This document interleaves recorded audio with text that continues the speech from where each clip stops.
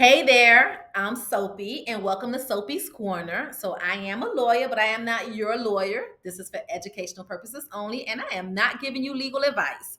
Today, we're talking about the hidden cost of contracts. So, here's something wow. You can be current on every single loan payment and still lose control of your business overnight. How, you ask? Well, that's what we'll be diving into today.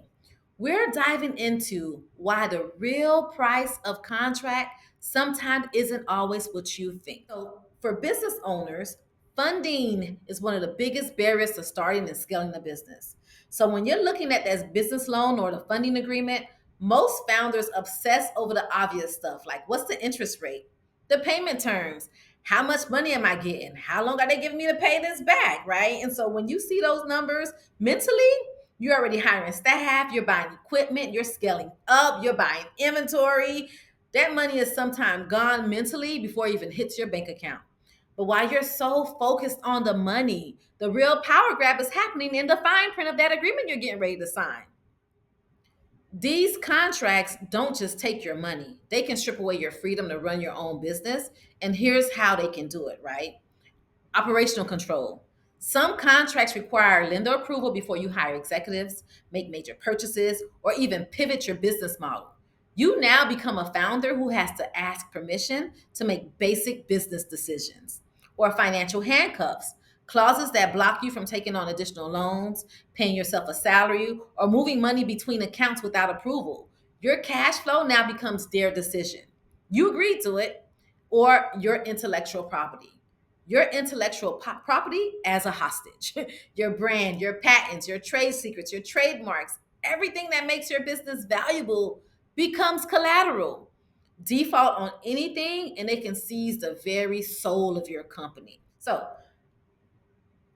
let's talk about a real life example that's playing out right in front of our eyes. It's been all over my news feed and it's probably over yours too.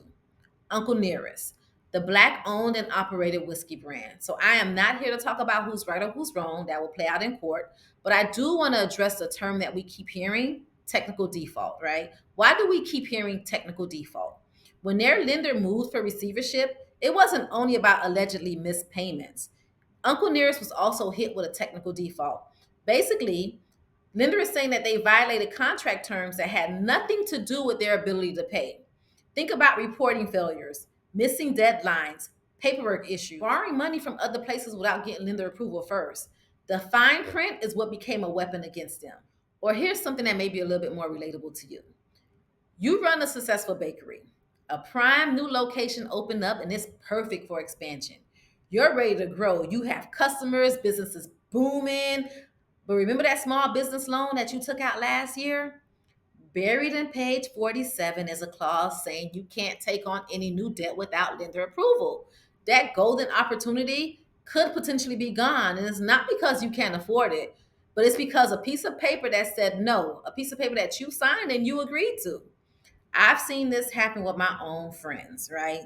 Who thought that they were just borrowing money only to discover that they've accidentally given someone else veto power over their dreams. Luckily, in this situation, it worked out and she was able to get the additional funding that she needed, but that's not always the case for everyone. So, here's what I need you to do. Stop asking what's the interest rate. Now, that is important, but I also want you to start asking about what is the cost of my control. Before you sign anything, get these basic questions answered. Can I hire who I want? Can I expand when the opportunities arise? What happens to my intellectual property? What triggers a default beyond just me missing a payment?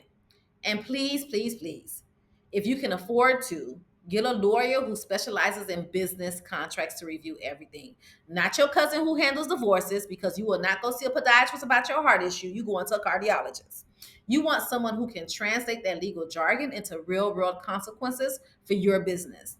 So don't miss next week where we're breaking down loan covenants. We're going deep into those sneaky clauses that can torpedo your business even when you're current on your payments. So this is Sophie's Corner, where we get real about entrepreneurship. I want you to hit subscribe for more straight talk because entrepreneurship is bigger than the dream.